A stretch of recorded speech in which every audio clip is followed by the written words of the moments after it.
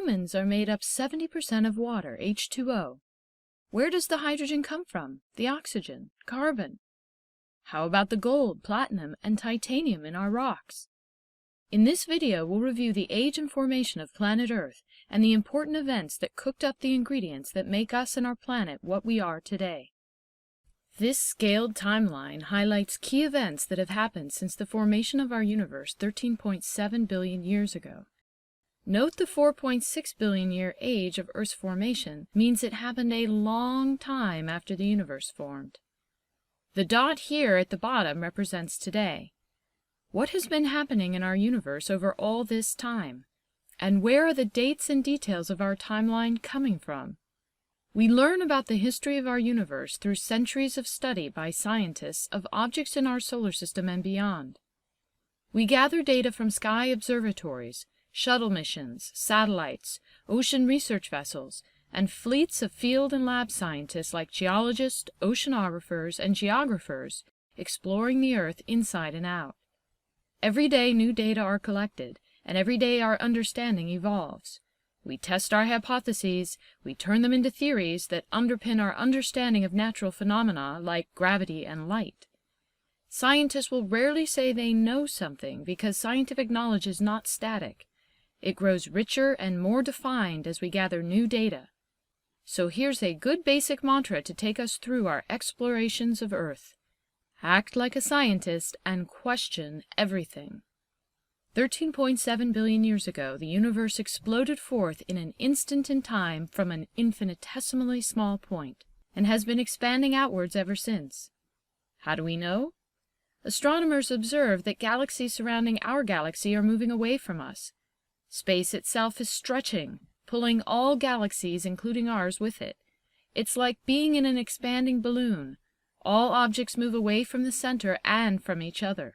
If we imagine running a movie of the expanding universe backwards, we move back in time to when galaxies were much closer together. If we continue running time backwards, we eventually come to a time when everything seemed to have existed in the same place at the same time. The time it took to rewind was 13.7 billion years. At that point in time, astronomers hypothesized that there was a big explosion of energy, which over time expanded, cooled, and eventually led to the formation of all the known objects in the universe. We call that initial energy explosion the Big Bang. In the first few seconds and minutes after the initial explosion, some of the energy transformed into subatomic particles like protons and electrons. The first atoms form, and by 3 minutes after the Big Bang, the universe contained by mass 75% hydrogen atoms, identified by having just one proton in the nucleus, and 25% helium atoms, identified as having just 2 protons in the nucleus. Now let's jump ahead to 1 billion years after the Big Bang, when we see our oldest evidence of stars forming. How? Perturbations in clouds of hydrogen and helium gas cause collisions and accretion, where gas atoms stick to each other, much like dust particles sticking to each other under furniture. These small collections grow larger as they continue to collide and accrete with each other. As they become more massive, they produce a large gravitational field that compacts them into hot, dense balls and attracts and pulls in even more gas. The contraction also causes spin, and gas clouds become rotating disks. The center of the disk usually contains the largest concentration of gas, and eventually those balls of gas can become so dense and hot that nuclear fusion can occur in their cores. Nuclear fusion is a process by which atomic nuclei fuse together to create new atoms. For example, when one hydrogen, one proton in the nucleus, fuses with another hydrogen, one proton in the nucleus, we get helium, 2 protons in the nucleus. During the fusion process, energy is released and shines outward from the center or core of this ball of gas. These giant balls of shining gas are called stars. Back to the rotating disk. Gas that is not part of the center star can go through similar collisions and accretion and create smaller, non-shining balls of gas that orbit the larger center star. These smaller balls with no nuclear fusion are called gaseous planets. The combination of a star and its orbiting planets is called a solar system. Now imagine you have billions of these solar systems developing from the massive amounts of gas in the early universe. Each system will feel gravitational attraction to the other systems around it, and they will clump together in collections of solar systems called star clusters or galaxies, depending on the number of stars and shape of the collections. So now we have stars, solar systems, and galaxies. What about rocky planets? And what about the atoms other than hydrogen? Where did they come from? Let's return to the nuclear fusion going on inside a star's core. At first, the major fuel is hydrogen, which fuses to become helium. But if the star is large enough and hot enough, eventually the hydrogen and helium fuse to produce lithium, 3 protons in the nucleus. Lithium fuses with hydrogen to produce beryllium, 4 protons in the nucleus. As more fusion occurs, more energy is produced. As more energy is produced, heavier elements are formed.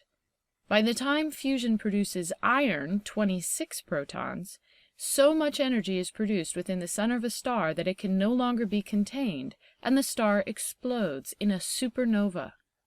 These pictures here show 2 supernova remnants, gas and debris left over from a star's explosion. These supernovas exploded outwards at speeds greater than 6,000 kilometers per second and collided with surrounding gas, producing 2 shock waves. One travels outward, shown in red and high in iron. The other rebounds back into the material ejected by the explosion, shown in blue and high in oxygen and neon. Dense clumps of oxygen that have cooled to about 30,000 degrees Celsius are shown in green. So how do we form elements heavier than iron? The shock wave of the supernova, which produces nuclear fusion and all the other elements currently found on the periodic table. Now what? We have a cloud of debris peppered with some heavy elements, but still mostly hydrogen and helium gas. How do we form a rocky planet? These huge clouds, or supernova remnants of mostly gas debris from supernova explosions, will eventually undergo the same collision and accretion processes that created the first stars. Only now the new stars will be smaller and contain some of the heavier elements in their orbits. Turns out that to create rocky planets the size of Mercury, Venus, Earth, Mars, and some of the rocky moons in our solar system, multiple episodes of star deaths, supernovas, and subsequent births from the remnants were necessary to cook up enough of the required heavy elements. Astronomers believe that our sun is likely a 3rd or 4th generation star. Our solar system coalesced from a supernova remnant 5 billion years ago. We call our central star the Sun. In the space immediately around the Sun during its formation, temperatures would have been hottest and solar winds fiercest. Solar winds are very hot, charged particles that escape off the Sun's surface at high speeds.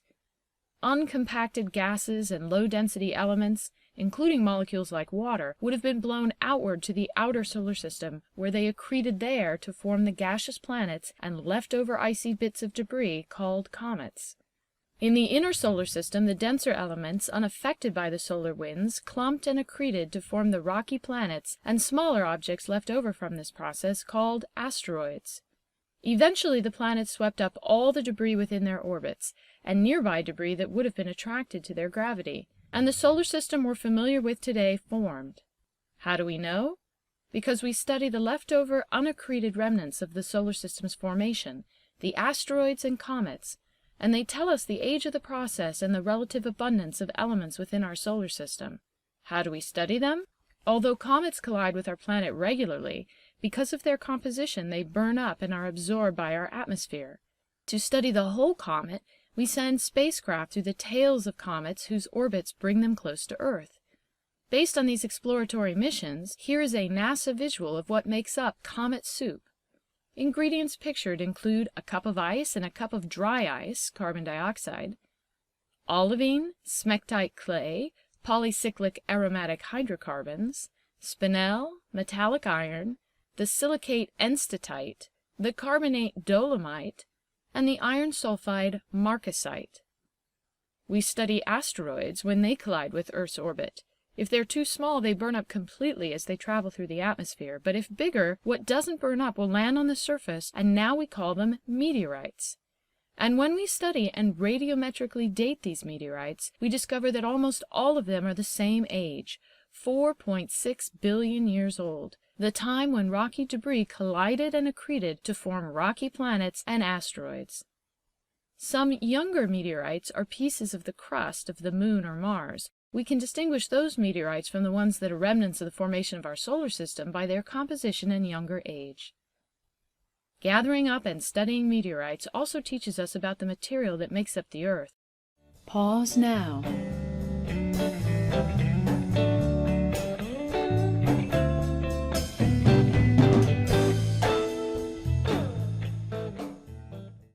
For more information and more detail, continue on to the next video in this series.